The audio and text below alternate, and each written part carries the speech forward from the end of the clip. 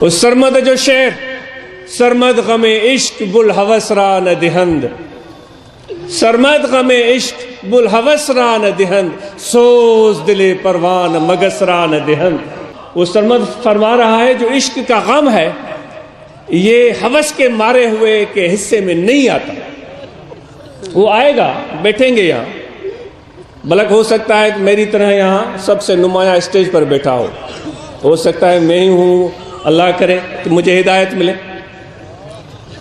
وہ ہو سکتا ہے یہاں اسٹیج پر ہم بیٹھے ہوئے ان میں سے ہم میں سے کوئی ہوس کا مارا ہوا، اور جو یہاں نیچے بیٹھے ہوئے ہیں کیا پتہ ان میں کوئی پروانہ ہو۔ اب پروانہ اگر نیچے بیٹھ جائے تو پھر بھی پروانہ ہے، مکھی اگر اوپر بیٹھ جائے تو بھی مکھی ہے۔ اسٹیج پر بیٹھنے سے پروانہ ہی رہے گا، مکھی مکھی ہی رہے گی، کیونکہ اس پروانے کو جو چیز پروانہ بناتی ہے وہ اس کی جستجو ہے، وہ اس کی سچائی ہے، اس کی سچی طلب ہے۔ تو بھائی اے پروانو، اگر آپ نیچے بیٹھے ہو تو پھر بھی تم پروانے ہو۔ ہے کوئی پروانہ ہے میرے پروردگار، زندگی میں کوئی ایک پروانہ مل جائے کہ وہ غم عشق ہمیں بھی سکھائے۔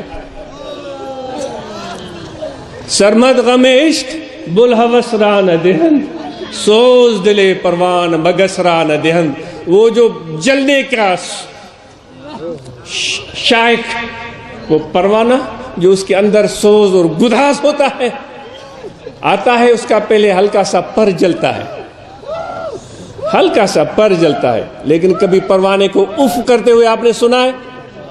ہمیں تھوڑی سی چنگاری لگے ہاتھ پر یا دامن پر تو ہماری چیخ نکل جاتی ہے، ایسا ہے یا نہیں ہے؟ ہلکی سی گرمائش آگ کی ہمارے جسم کو چھو جائے تو ہماری چیخ نکل جاتی ہے، مولوی کی بھی چیخ نکل جاتی ہے، وڈیرے کی بھی چیخ نکل جاتی ہے، بزنس مین کی بھی چیخ نکل جاتی ہے، سورمے کی بھی چیخ نکل جاتی ہے۔ آگ ہے ہی ایسی چیز، مذاق نہیں ہے دوست، آگ ہے ہی ایسی چیز۔ لیکن پروانے کو دیکھیں، وہ آیا ہے شمع پر، آتے ہی استقبال یہ ہوا کہ اس کا ایک پر جل گیا، اب اڑ نہیں سکتا لیکن اف نہیں کی ہے، اور ایک قدم بھی پیچھے نہیں ہٹا ہے۔ پر جل گئے ہیں تو اب بھی ارادہ ہے کہ آگے بڑھنا ہے، ایسا ہے؟ دوسرا پر بھی جل گیا ہے، اب صرف دھڑ باقی ہے، پھر بھی اس نے آگے بڑھنا ہے، پھر بھی اس نے آگے بڑھنا ہے۔ تو یہ ہے یار کو پانے کا راز۔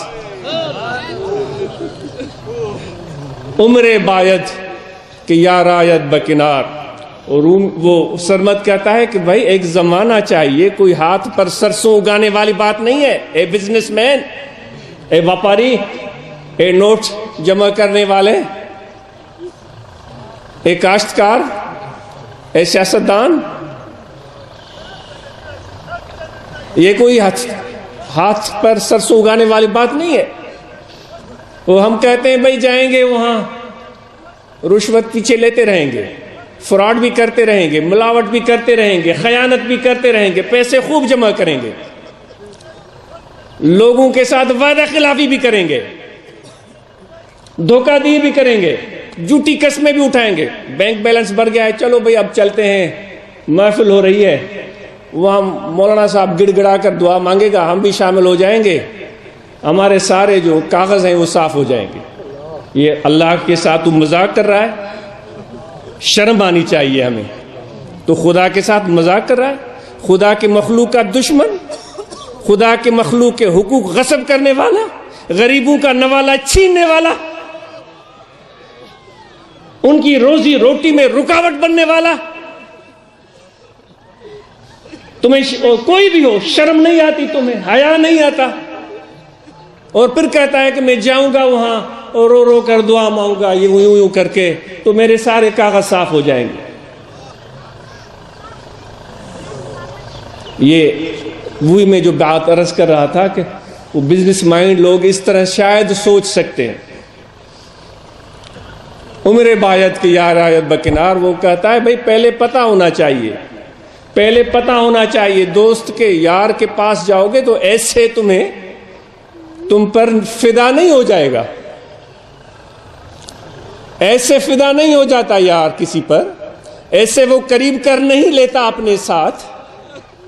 جبکہ سرمت و کنار کی بات کر رہا ہے کہ یار کے جھپی میں آ جاؤ, وہ تو بھائی بہت دور کی بات ہے. وہ دیکھتا ہے, وہ پرکھتا ہے, بھائی اس کو چوری چاہیے, اس کو پیسے چاہیے, اس کو گریڈ چاہیے, اس کا کیس کا مسئلہ اس کو تنگ کر رہا ہے, وہ چاہیے, کیا چاہیے, ساری چیزیں پرکھنے میں ٹائم لگتا ہے. جب پتہ چلتا ہے کہ واقعی اس کی طلب صادق ہے تو سرمد وہ بات کر رہا ہے کہ عمر باید کی یار آیت بکنار. ایک زمانہ چاہیے کہ تم یار کے گلے لگو, اس کے لیے وقت چاہیے.